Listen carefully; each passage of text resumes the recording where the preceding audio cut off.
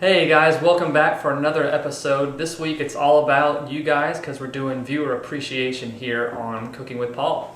So I've got about the three top mentions on the comments of the blog that we're going to tackle this week. So it's going to be a lot of material, so we're going to get into it pretty fast here. But at the end we're going to do a giveaway, so looking forward to that. So here we go.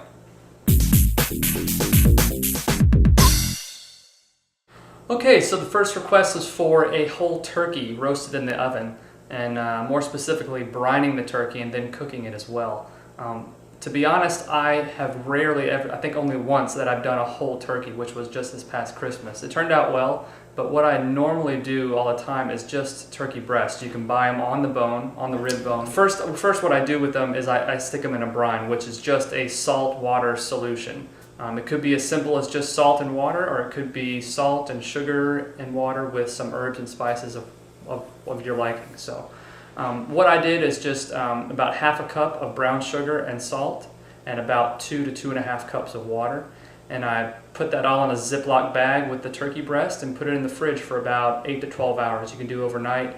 It really doesn't matter. I wouldn't recommend going over 12 hours though. It might start to kind of damage the texture of the turkey breast. So anyway, I've taken it out of the brine and I've dried it real good, and now I'm going to prep it. Okay, we've got it out of the brine and nice and dry.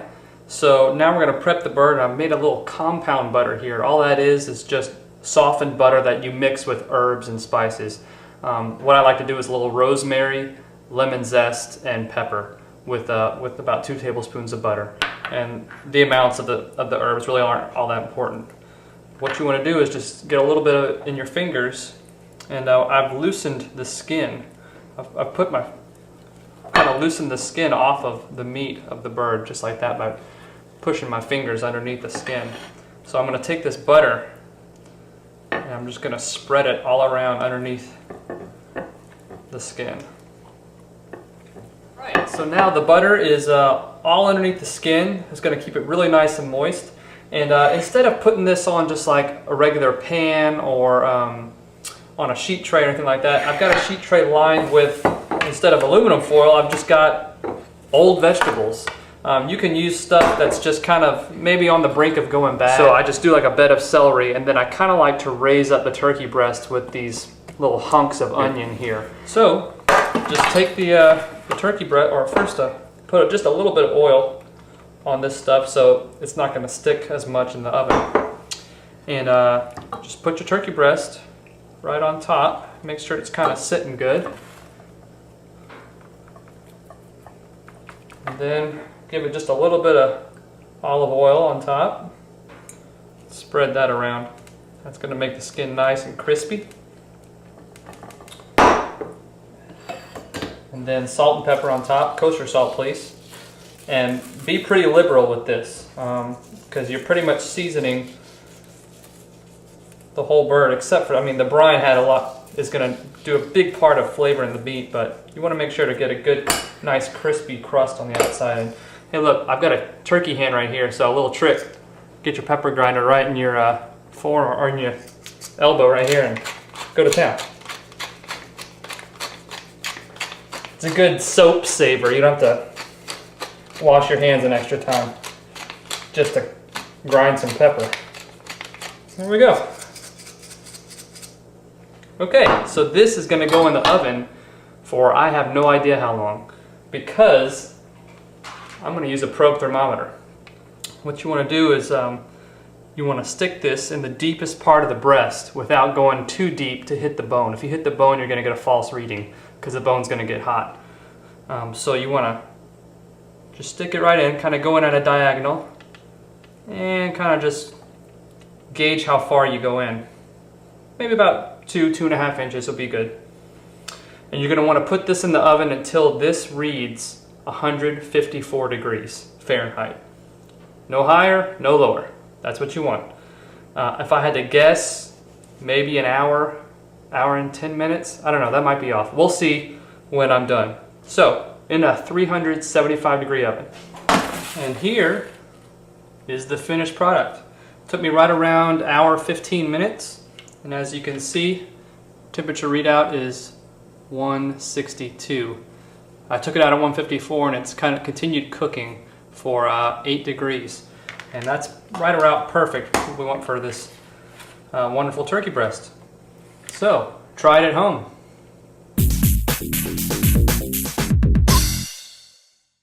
Okay, the next request was for sweet potato fries, the wonderful food fad that it is right now, and I have to say I love them. So, great request.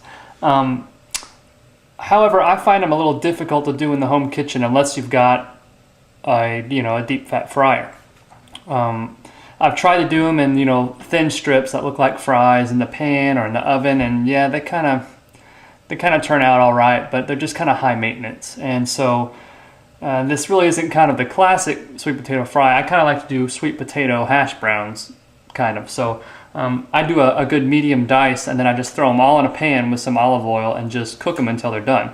And they get pretty crispy on the outside. They're nice and soft on the inside, just like a fry should be. Not like the perfect deep fat fried fry that we all love, but good enough for a quick side dish. So anyway, I've got a good amount of I'm just doing one sweet potato right here, and I'm doing about a 1/2 inch dice. I wouldn't go any bigger than about a 1/2 inch. I've got some olive oil here in about medium heat, heating up on the largest pan I can find. I'd recommend going with the largest pan because these are a lot like mushrooms, like I talked about either last episode or a few episodes ago, where you want to spread them out as far as you can in the pan so they don't steam, because we want them to get crispy, not soggy. So this looks like it's pretty hot. We'll go ahead and throw them. Yeah, I can smell the olives. So yeah, just throw them in there. And this is going to take probably about, 15, 20 minutes. So spread them out into as even of a layer as you can and let them sit for about 5 minutes. And then stir them. All right, these have been going about 5-7 minutes, so I'm just going to give them a quick toss. Yeah, and you can see that they're starting to brown on that side they were just sitting on. So kind of give them a toss, let the oil kind of coat them. Then shake it out and spread it around. And give them another 5-7 minutes. All right, it's been about 15 or 17 minutes around there, and these are looking right about done. If you want to, you can test one with a knife. You can stick them to see if they come off clean, or just pop one in your mouth, see if it's ready. And this is the stage where I like to finally salt them. So a little kosher salt. You want to be kind of liberal with this, because potatoes usually need a lot of salt. And some pepper.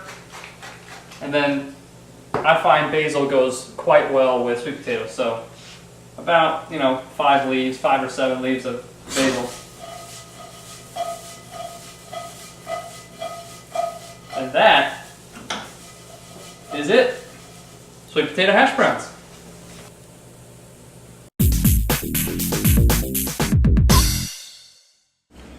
All right, last but not least, macaroni and cheese. And I was actually thinking about doing this for an episode in itself, but I had a great request from somebody who couldn't let go of the blue box. So this is for them.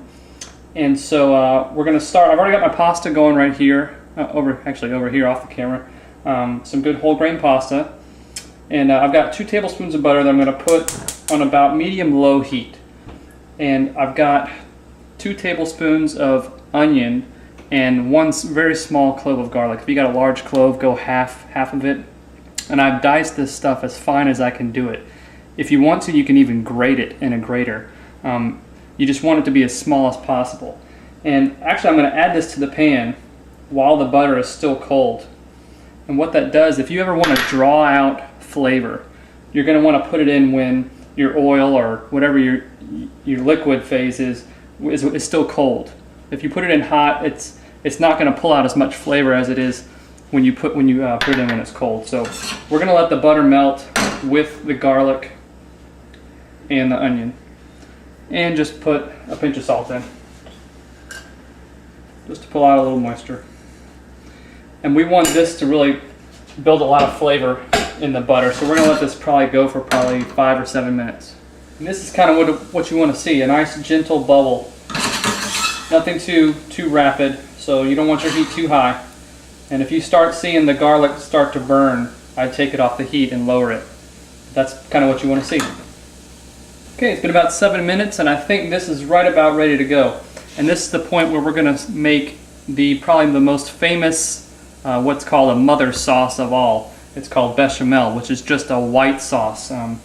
So basically, it's you make a roux, which is equal parts of butter and flour, which I've got here. So I've got 2 tablespoons of flour. I'm going to mix in my flour with this, and then you add milk, or cream in this case. I've just got milk. And then we're going to add our cheese to that. So bechamel is simply just the milk with the roux. And then when we add cheese, it's called Mornay. So I'm sure we all wanted to know that. So anyway, let's move on. So we're going to add the flour. So just get yourself a nice rubber spatula and sprinkle in the flour, and then just stir it around. You really just want to let this cook for about a minute to get that raw kind of flour taste out of it, and let it soak up most of that butter.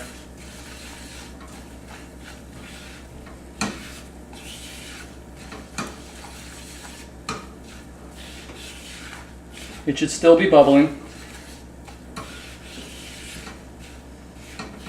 And really, I mean, don't be intimidated by this. It's just butter and flour and milk. I mean, there's nothing to it.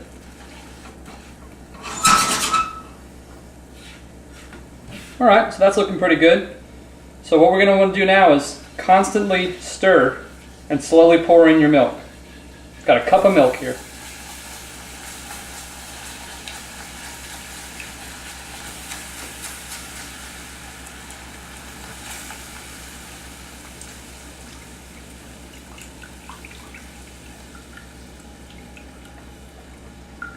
You get some lumps, it's okay, they'll come out. Just smush them around. Okay, so when I added my milk, I dropped my heat to low, and then I just cooked it for a little bit, stirring occasionally until I can draw a line, just like that. You see how it holds an edge right in the pan? That's what you want to see. So then, this is the time when we add our cheese. We're almost done. So just a little bit at a time, about a handful, just sprinkle it in and stir it in. You really want to give it time to melt before you add any more cheese.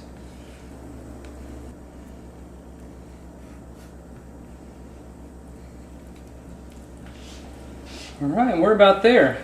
And I know I use this a lot, but what can I say? I can't avoid it. I like to add a little basil. It just gives a kind of a flavor that you wouldn't really know it was there if you knew it was basil, but it's just wonderful, I think, especially with cheddar cheese. So that is it. That's our cheese sauce. And I've got my drained pasta here. Go ahead and kill the heat. And then we just kind of dump in some of that cheese sauce. Not too much. So there it is, guys. Homemade macaroni and cheese.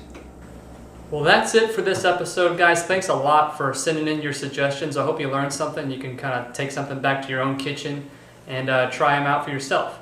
Like I said, this was Viewer Appreciation Week, and we wanted to say thank you to you guys. So we're having a giveaway this week. We're going to be giving away a meat thermometer that you can stick in the oven, just like I use on the turkey breast, so you can do it yourself. So you guys, if you comment on the blog, it'll be one entry for yourself. And if you also recommend somebody else and they mention that you recommended them to come comment, we'll also give you another entry for that. So there's 2 ways to get entries, and we'll be giving out the winners on Monday. So you got about 4 or 5 days. So anyway, guys, we just want to say thank you. Thanks for joining us, and we'll see you next time.